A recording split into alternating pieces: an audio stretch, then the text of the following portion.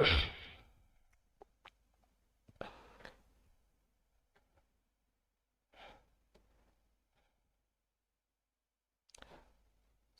good afternoon to all of you.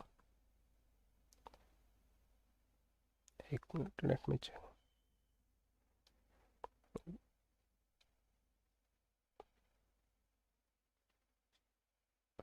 Good afternoon to all of you. आप सभी का बहुत बहुत स्वागत है एड अंकल गेट की तैयारी यूट्यूब चैनल पे.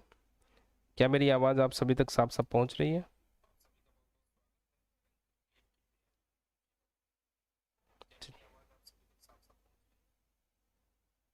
चलिए बढ़िया. आ गए, शुभम आ गए.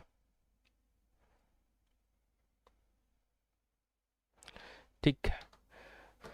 तो so my name is Ravi Pratap Rao and I have more than 6 years of teaching experience. और मैं यहाँ पे इरिगेशन इंजीनियरिंग कवर कर रहा हूँ, जिसके अंदर कैनाल इरिगेशन सिस्टम चैप्टर चल रहा है. बाकी 2 चैप्टर कंप्लीट हो चुके हैं. कैनाल इरिगेशन सिस्टम के अंदर भी हम लोगों ने क्लासिफिकेशन ऑफ कैनाल देख लिया है. उसके बाद से लॉसेस जो कैनाल के अंदर होते हैं, ऑपरेशन लॉसेस और सीपेज लॉसेस, उनको भी देख लिया है. मैंने वहाँ बताया था ये ऑपरेशन लॉस बहुत कम होता है कैनाल के अंदर, 2 से 3% जनरली होता है. मैक्सिमम अगर देखेंगे तो 7% होता है. टोटल लॉस का केवल 7% मैक्सिमम होता है इवेपोरेशन लॉस. यानी जो मेजर पोर्शन है वो सीपेज लॉस का है. और सीपेज लॉस में भी 2 तरीके से लॉस होता है. एक एब्जॉर्प्शन होता है और दूसरा कौन सा होता है, पर्कुलेशन होता है. पर्कुलेशन में सीधे जो वाटर है वो डायरेक्टली वो जो पर्कुलेटेड वाटर है वो वाटर टेबल को ज्वाइन कर लेता है. यानी नीचे एक प्रॉपर तरीके से सेचुरेशन बल्ब बन जाता है. लेकिन एब्जॉर्प्शन में केवल उस कैनाल के सेक्शन के अराउंड में ही कुछ वाटर सीप हो करके एब्जॉर्ब हो जाता है उसके अंदर. फिर हमने देखे थे कि कौन कौन से फैक्टर हैं जो अफेक्ट कर सकते हैं, उनके बारे में बात करी थी हमने. ठीक है, इतनी बातें हमने समझ ली थी. आज हम लोग बात करेंगे डिज़ाइन ऑफ कैनाल की. कैनाल की डिज़ाइन कैसे करी जाती है उसकी बात करेंगे हम लोग. तो डिज़ाइन ऑफ कैनाल में देखा जाए बच्चों, तो कैनाल की जो डिज़ाइनिंग होती है उसके लिए जो थ्योरी यूज किया जाता है, लेसी थ्योरी यूज किया जाता है, जो कि हमें पढ़ना भी है. लेकिन उसके पहले एक और थ्योरी हमें पढ़ना होगा, दैट इज कैनेडी थ्योरी, जो आज का हम लोगों का मेन पॉइंट भी है, जिसके बारे में हम लोगों को डिस्कस करना है. तो कैनेडी थ्योरी पढ़ना है, उसके बाद हम लोग लेसी थ्योरी पढ़ेंगे. लेकिन आजकल के टाइम में देखा जाए तो जो थ्योरी होता है कैनाल की डिजाइनिंग के लिए यूज होता है वो कौन सा होता है, लेसी थ्योरी होता है. फिर भी हम कैनेडी थ्योरी क्यों पढ़ रहे हैं? क्योंकि पहला थ्योरी कैनेडी ने ही दिया था. और कैनेडी ने क्या सोच करके, क्या प्लानिंग करके अपने डिजाइनिंग स्टेप्स बताए, यानी कैनाल की डिजाइनिंग के बारे में बताया. उनमें कई सारे लिमिटेशंस थे, ड्रॉबैक्स थे, कमियां थी. उन कमियों को दूर किया लेसी ने और एक नया थ्योरी दिया, that is called Lacey theory, जो कि आईएस कोड के अकॉर्डिंग आज भी यूज हो रहा है. तो हमें एक रेफरेंस मिला, लेसी को एक रेफरेंस मिला कैनेडी थ्योरी के अंदर, तभी वो सारी चीजें कर पाया. तो इसलिए रेफरेंस के तौर पे हमें पहले कैनेडी थ्योरी को समझना होगा, तब हम लोग लेसी थ्योरी पढ़ेंगे. क्लियर है? अब इस बात को समझते हैं कि कोई भी थ्योरी पढ़ने जा रहे हैं कैनाल की डिजाइन कर.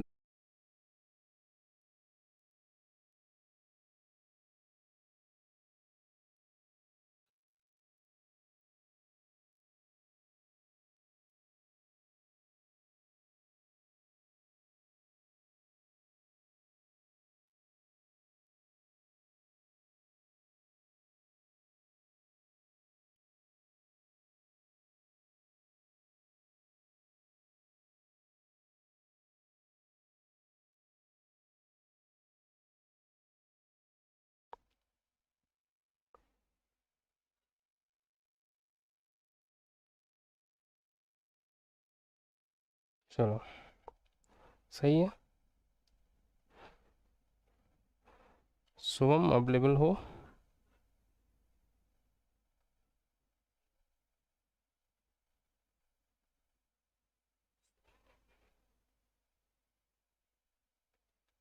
आज टेक्निकल इश्यूज आ जा रहे हैं, 2 बार प्रॉब्लम हो गई. It's okay. ठीक है, चलते हैं स्टार्ट. एक बार आवाज़ देख लो, आवाज़ सही आ रही है क्या? आवाज़ सही है ना?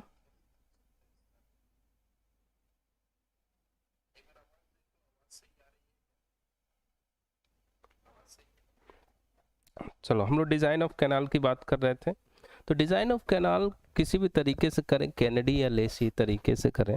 अब उसमें देखेंगे हम लोग क्यों कैनेडी को नहीं यूज़ कर रहे हैं, लेसी कर रहे हैं, और धीरे धीरे आपको भी पता चलता चला जाएगा। लेकिन उसको समझने से पहले एक टर्म समझना होगा कि व्हाट इज़ रिजीम और स्टेबल चैनल। यानी ये जो चैनल है, जो ये कैनाल का क्रॉस सेक्शन आपको दिख रहा है, इस चैनल के अंदर किसे आप, क्या इस चैनल को मैं रिजीम या स्टेबल चैनल बोल सकता हूँ? तो उसका कंडीशन क्या है? A channel is set to be in a state of regime if the flow is such that silting and scouring is not takes place.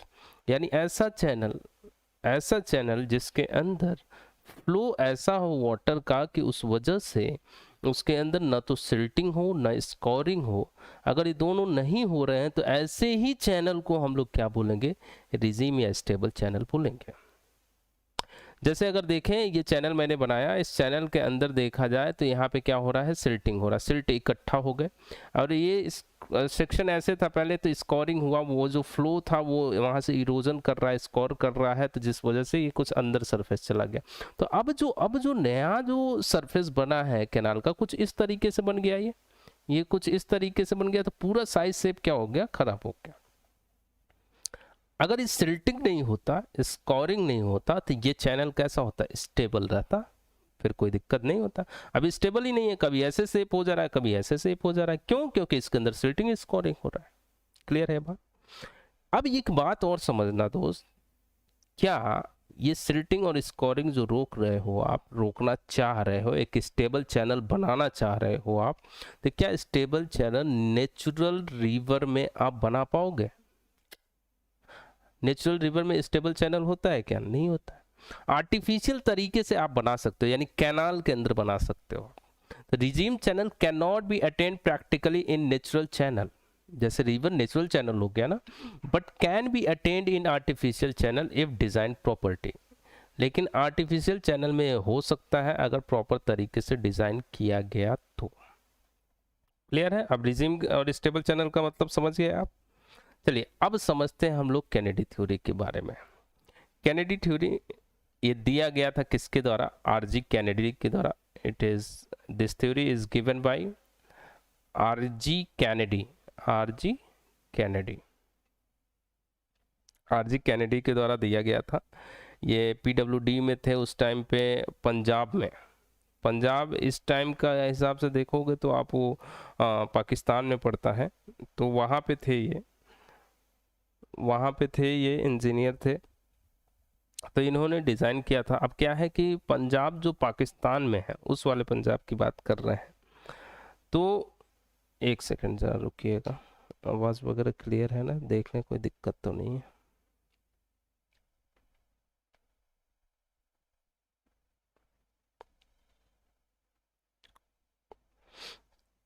चलिए ठीक है।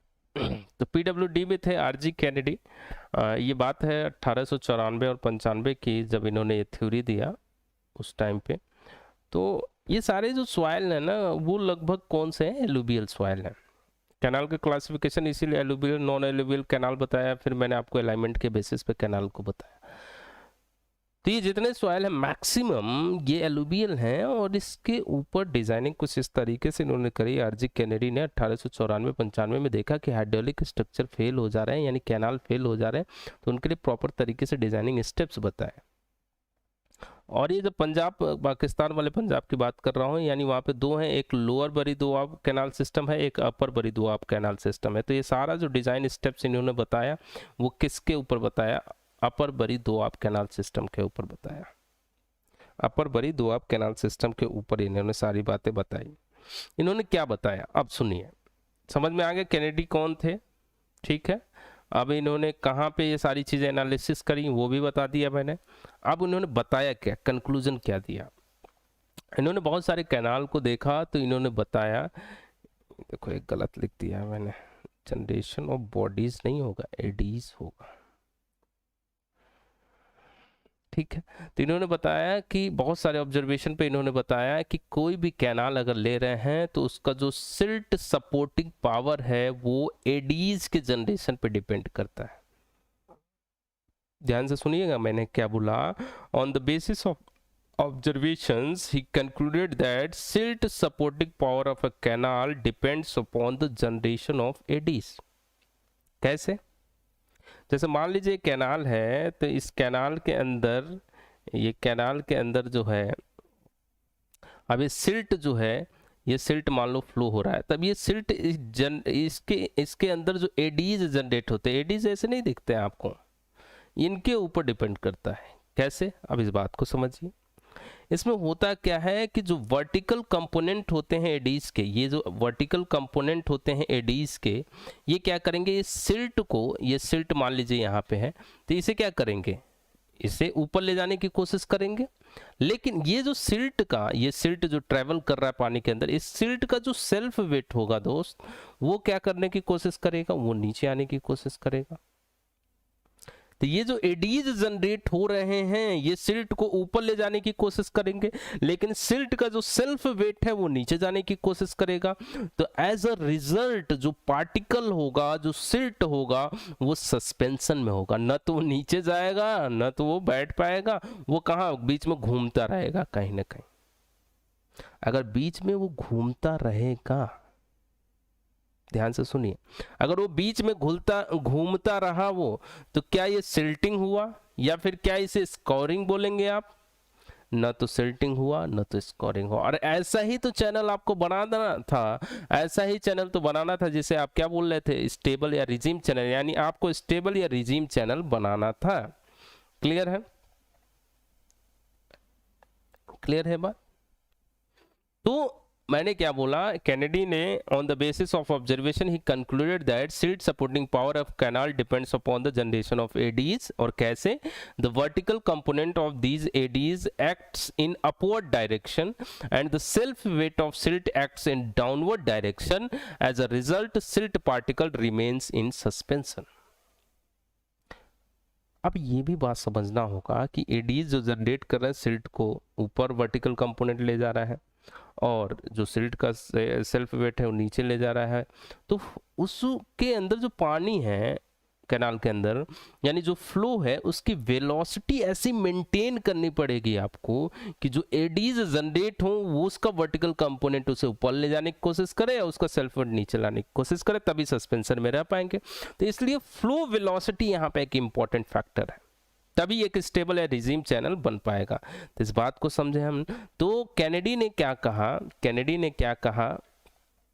कैनेडी ने बोला कि भाई देखो, अगर आप चाहते हो कि नो सिल्टिंग नो स्कोरिंग हो, तो उसके लिए एक एवरेज वेलोसिटी दिया उन्होंने, वही वेलोसिटी रखो फ्लो का। क्या दिया उन्होंने?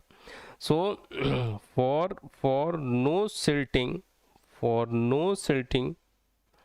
एंड नो स्कोरिंग, अगर आप चाहते हो कि सिल्टिंग भी ना हो, स्कोरिंग भी ना हो, तो उसके लिए एक वेलोसिटी का फॉर्मूला दिया, और उसे बोला इन्होंने क्या, क्रिटिकल वेलोसिटी। ये किसने दिया? कैनेडी ने बात करी है इसकी, क्रिटिकल वेलोसिटी, जिसे हम लोग किससे दिखा देते हैं, वीसी से डिनोट कर देते हैं। इन्होंने बोला कि जो फ्लो का वेलोसिटी है वो इतना रखना, कितना रखना, c1 y की पावर c2, इतना रखना, कोई दिक्कत नहीं होगा। अब बात ये हुई कि इतना तो रख दें, लेकिन ये बताओ c1 c2 y1 y क्या है ये? तो इन्होंने बताया c1 where c1 and c2 और कांस्टेंट्स। अच्छा, कांस्टेंट इन्होंने बता दिए जो कि किस पे डिपेंड करते हैं, विच डिपेंड्स अपॉन सिल्ट। ठीक है, चलो ये भी बात समझ में आ गई। लेकिन वैल्यू कितना लिया इन्होंने, वैल्यू भी बताया इन्होंने। क्या बताया? c1 का बोला इन्होंने अप्रोक्सीमेट वैल्यू ले लो 0.55, और c2 का इन्होंने बोला अप्रोक्सीमेट वैल्यू ले लो 0.645। तो कई लोग 64 लिख देते हैं, कई लोग 0.65 लिख देते हैं, दोनों ठीक है, सही है, गलत नहीं। यहाँ पे y क्या है, y क्या है बेटा, ये डेप्थ ऑफ फ्लो है। यानी इन्होंने बोला कि अगर ये वेलोसिटी रखोगे तो उस चैनल के अंदर सिल्टिंग भी नहीं होगा, स्कोरिंग भी नहीं होगा, जो सिल्ट होंगे वो बीच में घूमते रहेंगे, और जिस वजह से वो चैनल क्या कहलाएगा, स्टेबल या रिजीम चैनल कहलाएगा। लेकिन ध्यान देना, ये किसके लिए था? इट इज बेस्ड ऑन अपर बरी दोआब कैनाल सिस्टम, केवल अपर बरी के लिए था ये। अब मुझे यूपी में कैनाल बनाना है, तब उसके लिए एप्लीकेबल नहीं था ये। तब उसके लिए एप्लीकेबल नहीं था। तो ये जो एक्सप्रेशन है, ये जो फॉर्मूला है क्रिटिकल वेलोसिटी का, केवल अपर बड़ी दोआब कैनाल सिस्टम के लिए था। तो मुझे चाहिए हर जगहों पे बनाने के लिए, यानी एक जनरलाइज्ड फॉर्मूला चाहिए था। तो हमने बात करी इस पे, तो उन्होंने बोला ठीक है हम जनरलाइज्ड फॉर्मूला आपको दे देते हैं। इन्होंने जनरलाइज्ड फॉर्मूला दिया, देखिए कैसे। तो बात ये हुई, इस पॉइंट को लिखा जाए इसके नीचे, सिंस दिस एक्सप्रेशन, जो पीछे आपने पढ़ा, ये किसके लिए? Since this expression is valid only for upper बरी दोआब कैनाल सिस्टम, अपर बरी दोआब कैनाल सिस्टम। क्लियर है बात?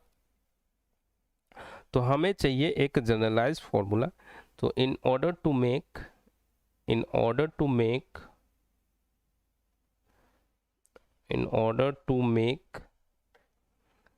this theory applicable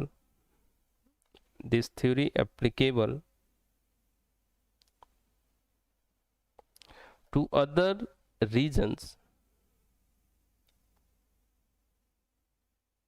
इन्होंने क्या बताया? he introduced a term that is critical velocity ratio। ध्यान से, यही है main point, critical velocity ratio. इस टर्म को इन्होंने क्या नाम दिया? क्रिटिकल वेलोसिटी रेशियो, जिसे डिनोट करते हैं किससे? यम से। इन्होंने एक टर्म डिनोट किया, टर्म इंट्रोड्यूस किया। अब कैसे यूज किया इसको देखिए। यहाँ पे जो एम है ये डिपेंड करेगा फिर से सिल्ट के ऊपर।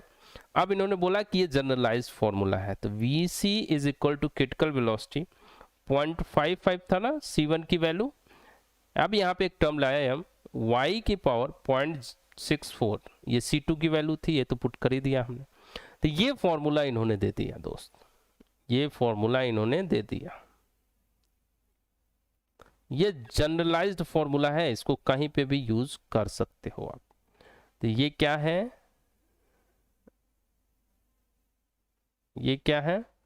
जनरलाइज्ड फॉर्मूला है, which is applicable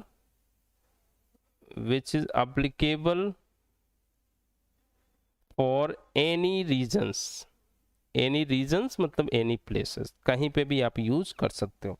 अब यहाँ पे कहानी किसकी आई? y to depth of flow है, वो आपको दिया रहेगा, ये कांस्टेंट की वैल्यू तो समझ गए। कहानी फिर फंस रही है हमारे यम पे। क्या है यम? बोला हमने भाई क्रिटिकल वेलोसिटी रेशियो है, लेकिन क्रिटिकल वेलोसिटी रेशियो की वैल्यू कितनी होती है? तो अगर आप देखेंगे इसका, क्रिटिकल वेलोसिटी रेशियो की जो वैल्यू है फॉर कोर्स सैंड, हम लोग लेते हैं कितना? यम की जो वैल्यू है वो कितनी लेके चलते हैं? 1 से 1.2। अगर आप यही फाइन सैंड की बात करेंगे, फाइन सैंड के लिए देखेंगे तो इसकी वैल्यू कितनी लेकर के चलते हैं हम लोग? 1 से, यानी 0.7 से लेकर के 1 के बीच में। हालांकि ये टाइप्स ऑफ सिल्ट के ऊपर भी डिपेंड करेगा, चलो उसकी भी लिस्ट दे देता हूँ, यानी पूरा आपको यम की वैल्यू ही दे देता हूँ मैं। तो ये अगर आप देखें दोस्त, टाइप्स ऑफ सिल्ट, यहाँ पे टाइप्स ऑफ सिल्ट दे दे रहा हूँ, और क्रिटिकल वेलोसिटी रेशियो की वैल्यू कितनी ली जाती है।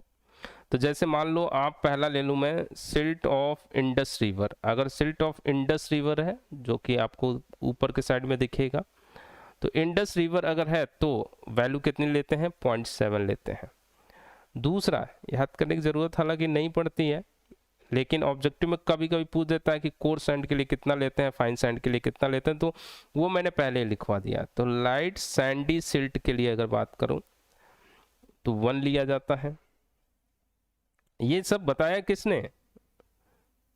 सब कहानी चल रही है किनके द्वारा? कैनेडी सारी बातें बोल रहे हैं कि ये सिल्ट की क्रिटिकल वेलोसिटी रेशियो की वैल्यू इतनी ले लो तो हमारा काम हो जाएगा, सबके लिए एप्लीकेबल। लेकिन ये इतना कोई खास चीज इन्होंने बताया नहीं है।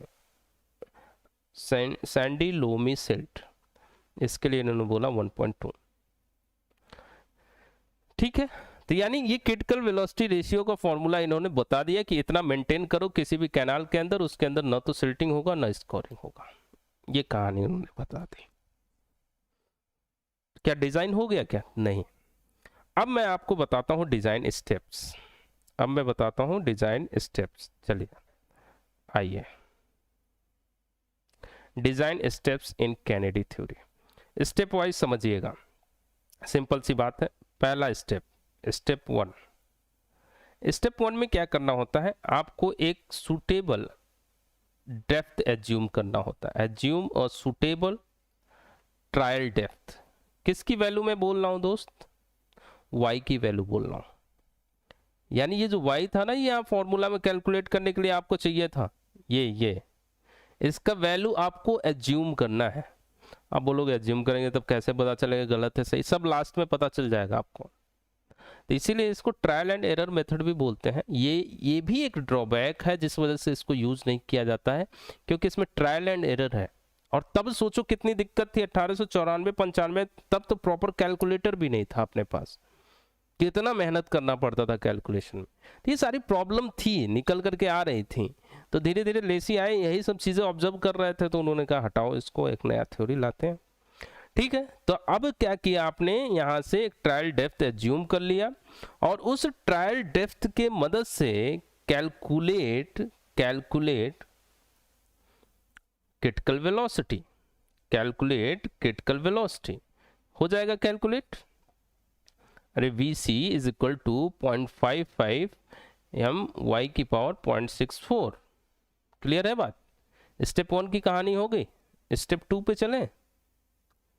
चलो, अगर आपने वेलोसिटी, ये क्रिटिकल वेलोसिटी कैलकुलेट कर लिया, तो यहां से आप क्या कैलकुलेट कर लीजिए, एरिया कैलकुलेट कर लीजिए। एरिया क्या है? डिस्चार्ज तो दे ही रखा होगा, डिस्चार्ज अपॉन वेलोसिटी कर देंगे, मीटर क्यूब पर सेकंड होता है, और ये मीटर वेलोसिटी मीटर पर सेकंड होता है, तो मीटर से 1 मीटर स्क्वायर बचेगा यहाँ पे। ये देखिए, अब ये आएगा यहाँ से यहाँ, ये यहाँ से कट करेगा तो 2 बचेगा यहाँ पे, तो 2 बचेगा तो यानी एरिया निकल करके आ जाएगा, मीटर स्क्वायर एरिया निकल करके आ जाएगा। क्लियर है बात? ठीक है, तो यहाँ से एरिया कैलकुलेट कर लिया आपने। ठीक है, स्टेप 3 पे आइए। बहुत आसान तरीके से स्टेप वाइज समझ रहे हैं हम लोग। तो जब आपने एरिया कैलकुलेट कर लिया, अब आपको क्या करना है, आप ट्रेपेजॉइडल सेक्शन का एरिया कैलकुलेट कर लिया आप, उसको उसके अंदर डेप्थ ऑफ फ्लो तो आपने एज्यूम किया है, लेकिन जो विड्थ होगा उसे कैलकुलेट करना होगा। तो एक काम करते हैं, हम लोग कैनाल का जो सेक्शन माने थे, एक्चुअली क्या है, कैनेडी ने माना था वहां पे ट्रेपेजॉइडल सेक्शन। अब इस साइज सेक्शन की बात करूंगा मैं, थोड़ा आगे करूंगा, लेकिन आ गया तो जान लीजिए। कैनेडी ने माना था कि जो कैनाल है वो कैसा है, ट्रेपेजॉइडल। ट्रेपेजॉइडल का मतलब समझ रहा है ना, ऐसे सेक्शन दिखेगा आपको, लेकिन कोई जरूरी नहीं ट्रेपेजॉइडल, कोई भी हो सकता था। उन्होंने ये माना था अपर बरी दोआब कैनाल सिस्टम, तो उसी की बेसिस पे हम लोग बता रहे हैं स्टेप। अगर वो कुछ और मानने को बोलेगा तो क्वेश्चन में बताएगा, आपसे टेंशन ना लीजिए। अगर नहीं दिया तो एज्यूम यही करना है, ट्रेपेजॉइडल। और ट्रेपेजॉइडल में भी उन्होंने क्या माना था, ये जो साइड स्लोप होता है दोस्त, ये 0.5 हॉरिजॉन्टल 1 वर्टिकल माना था उन्होंने। ये अपर बरी दोआब कैनाल सिस्टम में नहीं कुछ दिया तो यही मान करके सॉल्व कर लीजिए, या फिर कुछ भी दिया हो, एक जनरल फॉर्मूला मान लेता हूँ, MH 1 वर्टिकल, यानी जो भी M, तो यहाँ पे वो माना हूँ ना मैं, रुको इसे M नहीं यस बोल देता हूँ, यस भी आगे मानूंगा मैं कुछ ना कुछ। तो क्या नोटेशन दूँ इससे, मैं क्या नोटेशन दे दूँ, P भी मानूंगा कुछ ना कुछ, R भी मुझे कैलकुलेट ही करना है, XY ABCDEF, FH बोल दूं क्या मैं, लेकिन कंफ्यूज ना हो जाओ, N बोल दे रहा हूँ। ठीक है, NH 1 वर्टिकल, साइड स्लोप कुछ इस तरीके से दे रखा है। तो अब जो है अगर आपको एक बार कमेंट ले लिया जाए क्या, ठीक। तो अगर आपको यहाँ से इस ट्रेपेजॉइडल सेक्शन का ये डेप्थ दे रखा है y, ये बहुत बार कैलकुलेट किया होगा आपने, साइड स्लोप ये दे रखा है, b ये दे रखा है विड्थ ऑफ कैनाल, तो क्या आप एरिया नहीं निकाल लेंगे? ट्रेपेजॉइडल का एरिया क्या होता है, a is equal to b plus, अब n दिया है तो n y इंटू वाई, या फिर वेटेड पेरीमीटर नहीं निकाल लेंगे क्या आप, b plus 2y root N square plus 1। I hope ये कई बार निकाल लिए होंगे तो अब मुझे डिस्क्राइब करने की ज़रूरत नहीं है, लेकिन फिर भी अगर दिक्कत है तो बताइए, बता दूंगा। अरे एक रेक्टेंगल मान लो, दो ट्रायंगल बन जाएंगे, दोनों कैलकुलेट करके जोड़ दो, एरिया भी वेटेड पेरीमीटर क्या हो जाएगा, ये साइड वाला ये सब जोड़ दो, आ जाएगा। तो अब इसमें क्या है दोस्त, एरिया तो निकाल लिए थे आप पिछले स्टेप में, अभी जब क्वेश्चन करेंगे तो देख लेंगे हम लोग, टेंशन ना लो। विड्थ आपको नहीं पता है, ये पता है आपको, ये भी पता है, यहाँ से विड्थ नहीं आ जाएगा। जब विड्थ आ गया तो विड्थ यहाँ पुट करोगे, वाई आपको पता है, सारी चीज़ें पता है, वेटेड पेरीमीटर नहीं आ जाएगा। जब वेटेड पेरीमीटर आ गया दोस्त तो स्टेप 4 में क्या करना है आपको, स्टेप 4 में आपको क्या करना है, आपको स्टेप 4 में हाइड्रोलिक मीन रेडियस निकाल लेना है। हाइड्रोलिक मीन रेडियस या hydraulic mean depth, hydraulic mean radius या हाइड्रोलिक मीन डेप्थ, जिसे क्या बोलते हैं, आर इज इक्वल टू क्या हो जाएगा, ए अपॉन पी। ए आपका एरिया है, पी क्या है, वेटेड पेरीमीटर है। 4 स्टेप हो गए। 5वें स्टेप में क्या करना है आपको, स्टेप 5 पे आइए। स्टेप 5 में क्या करना है आपको, स्टेप 5 में आपको मीन वेलोसिटी कैलकुलेट करना है। क्रिटिकल वेलोसिटी था वो, अभी क्या कैलकुलेट करने जा रहा हूँ, मीन वेलोसिटी। अभी समझ में आएगा क्या यूज है, यूजिंग चेजी इक्वेशन। कौन से इक्वेशन को यूज करना है, चेजी इक्वेशन, ये तो बच्चे को पता होगा। v इज इक्वल टू क्या होता है, सी रूट आर एस। ये लो, वेलोसिटी निकाल रहा हूँ मैं, मीन वेलोसिटी निकाल रहा हूँ, वो क्रिटिकल वेलोसिटी था। c क्या है, चेजी कांस्टेंट है। r क्या है, हाइड्रोलिक मीन रेडियस ऊपर निकाला है। s क्या है, बेड स्लोप है। बेड स्लोप भी आपको दिया रहेगा, नहीं दिया रहेगा तो अभी बता दूंगा, एक कितना एज्यूम किया जाता है वो बता दूंगा मैं। तो c क्या है, चेजी कांस्टेंट। अभी चेजी कांस्टेंट c की वैल्यू जो है वो कैलकुलेट करा जाता है कहां से, वो कैलकुलेट करा जाएगा आपके कटर इक्वेशन से, और वो क्या है, 1/n प्लस 23, बड़ा वाला फॉर्मूला नहीं याद है जो हम लोग याद करते थे, 0.00155। कई बार ऑब्जेक्टिव में केवल फॉर्मूला ही पूछ देता है तो उसी में कंफ्यूजन हो जाता है। तो हालांकि कई बार पूछा हुआ है, 1 plus 23 plus 0.00155 S upon S into N upon root R. तो ये कटर से इक्वेशन बोला जाता है। इस कटर इक्वेशन को सॉल्व करके c की वैल्यू निकालनी है, इस c की वैल्यू इसमें पुट करनी है, बाकी सारी चीजें पता है। यहाँ से आपको मीन वेलोसिटी पता करना है। यहाँ पे n क्या है, n क्या है समझ रहे हैं क्या, n क्या है यहाँ पे, मैनिंग्स कांस्टेंट, मैनिंग्स कांस्टेंट, जिसकी वैल्यू फिर से आपको दी रहेगी, नहीं दी रहेगी तो भी आप यूज कर सकते हैं। r तो आपको पता ही है, हाइड्रोलिक मीन रेडियस। तो हमें ये कैलकुलेट करना है और इसको इसमें पुट करना है, और फिर यहाँ से मीन वेलोसिटी पता करना है। अब आपने क्रिटिकल वेलोसिटी निकाला था तो मीन वेलोसिटी क्यों निकाला, अब समझिएगा जरा बात को। ये जो मीन वेलोसिटी है वो क्रिटिकल वेलोसिटी के अगर बराबर आ रहा है तो आपने जो ट्रायल डेप्थ लिया था वो सही लिया था। अगर बराबर नहीं आ रहा है तो ट्रायल डेप्थ जो आपने लिया है वो गलत लिया है। फिर वापस जाइए, फिर वापस जाइए और इस सारे स्टेप्स फिर से ट्रायल डेप्थ को चेंज करिए, और फिर सारे स्टेप्स फिर से क्या करिए आप, रिपीट करिए। तो ये प्रोसेस होना चाहिए। फिर देखिए लास्ट में कि ये जो मीन वेलोसिटी है क्रिटिकल वेलोसिटी के बराबर आ रहा है कि नहीं आ रहा है।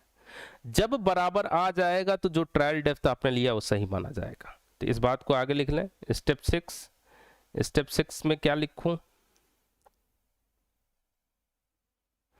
स्टेप 6 में इफ द मीन वेलोसिटी जो आपने चेजी इक्वेशन के थ्रू निकाला is same as critical velocity, is same as critical velocity, same as critical velocity, the design is correct, then the design is correct, यानी सारे parameter सही हैं। और else नहीं तो फिर क्या करना होगा, और else the above steps are repeated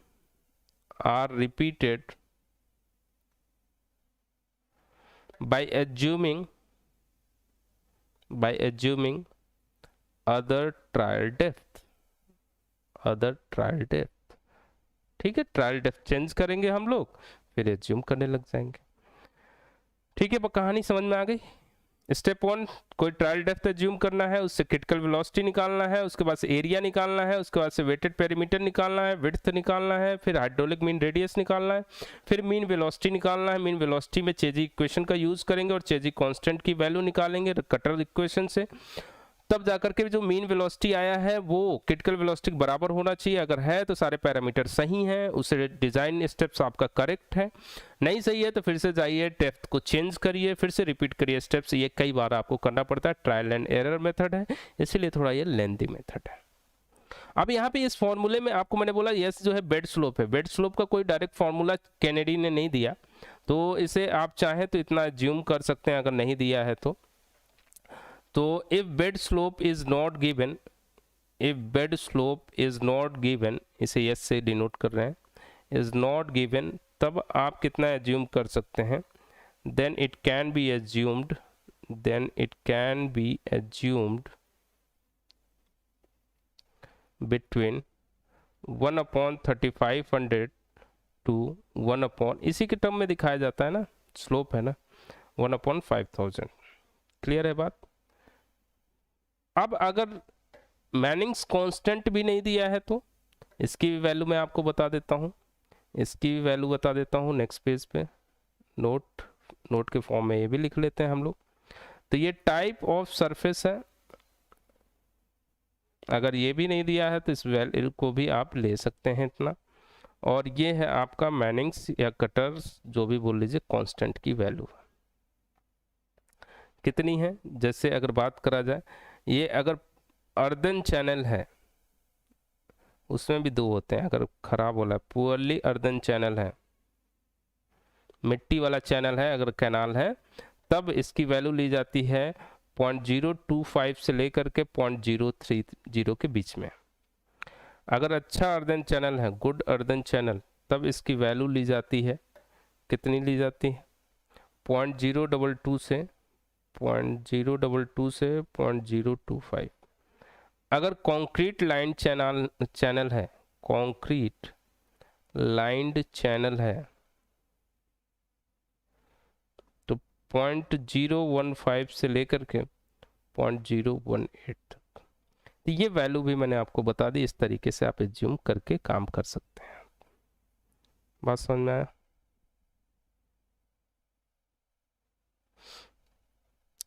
तो ये डिजाइन स्टेप्स हो गए कैनेडी थ्योरी के, कैनेडी थ्योरी के डिजाइन स्टेप्स हो गए। अब आगे एक लास्ट पॉइंट समझिए जरा, लास्ट और बेहद इंपॉर्टेंट ऑब्जेक्टिव में आपको क्वेश्चन यहां से जरूर मिलते हैं। Limitations of Kennedy theory, Kennedy theory में क्या क्या कमियां थी। पहली बात ये देखें हम लोग, कैनेडी ने माना कि जो एडीज जनरेट हो रहे हैं, या फिर आप ऐसे समझ लीजिए कि एडीज जो जनरेट हो रहे हैं केवल कैनाल के बेड पे जनरेट होते हैं, साइड पे नहीं होते हैं, कैनेडी ने माना, जो कि सरासर गलत है। जो ट्रेपेजॉइडल चैनल ले रहे हो तो साइड में भी तो जनरेट हो सकते हैं। तो पहली दिक्कत इनके साथ ये थी कि इन्होंने जो माना वो गलत माना, प्रैक्टिकली ऐसा होता ही नहीं है, तो इसलिए इनकी थ्योरी फेल हो गई। पहला रीजन। अभी और सारे रीजन है, अच्छा रीजन ही सारे इकट्ठा पहले डिस्कस कर लेते हैं हम लोग। इन्होंने वेलोसिटी जो कैलकुलेट किया, मीन वेलोसिटी, वो चेजी इक्वेशन को लेकर के यूज किया, अपना कोई प्रॉपर फॉर्मूला नहीं दिया इन्होंने, दूसरी कमी थी।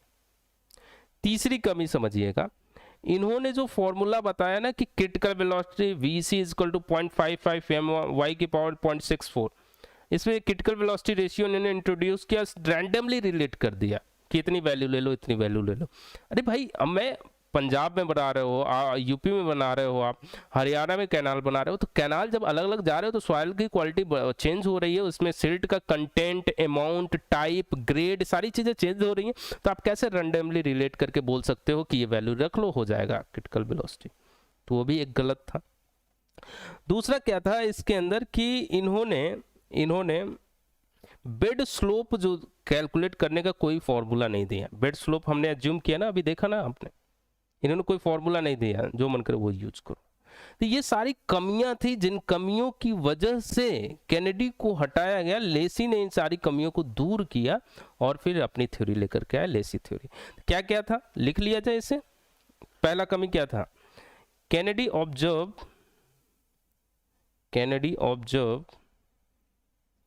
That eddies are generated from bed only, केवल बेड पे जनरेट होते हैं, लेकिन but in actual they develop from side also, side से भी आते हैं। दूसरा क्या था ड्रॉबैक, दूसरा लिमिटेशन क्या था, he does not proposed any equation, proposed any formula to calculate bed slope of canal। तीसरा इन्होंने वेलोसिटी को भी कैलकुलेट, जो मीन वेलोसिटी है, तो he does not proposed any formula to calculate mean velocity, mean velocity को भी calculate करने का कोई फॉर्मूला नहीं दिया। इसके बजाय इन्होंने किसको यूज कर लिया, इंस्टेड ही यूज्ड चेजी इक्वेशन, चेजी इक्वेशन को इन्होंने यूज कर लिया था। चौथा ड्रॉबैक क्या था, he didn't proposed any relation to calculate CVR, critical velocity ratio, CVR। he didn't proposed any relation to calculate CVR and randomly related to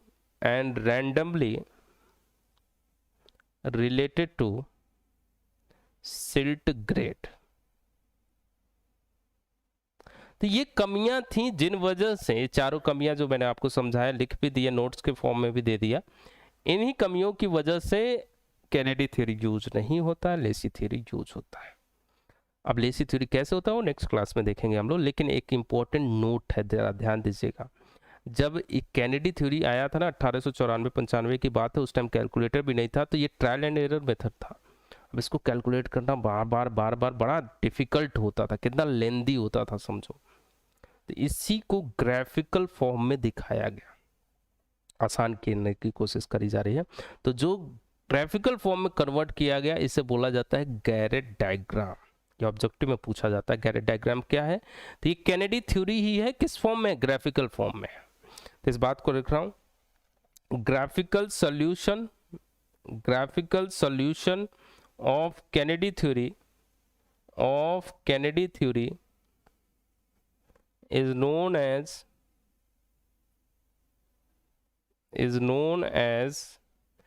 Garrett's diagram, clear है बात। ये होता है गैरेट डायग्राम। चलिए, ये कैनेडी थ्योरी की पूरी कहानी मैंने बता दी, स्टेप्स बता दिए, डिजाइन स्टेप्स बता दिए, क्या क्या कमियां थी ये बता दिए। अब लेसी थ्योरी को समझेंगे, कमियों को समझ गए तो अब लेसी थ्योरी को समझना आसान हो जाएगा।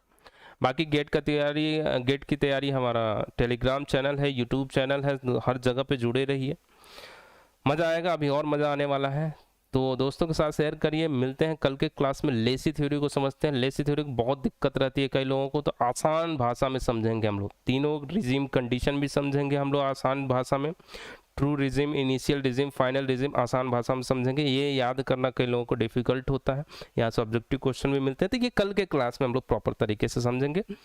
तो दोस्तों के साथ शेयर करिए और ऐसा ही प्यार बनाए रखिए। मिलते हैं कल के क्लास में। Thank you so much, bye bye, जय हिंद।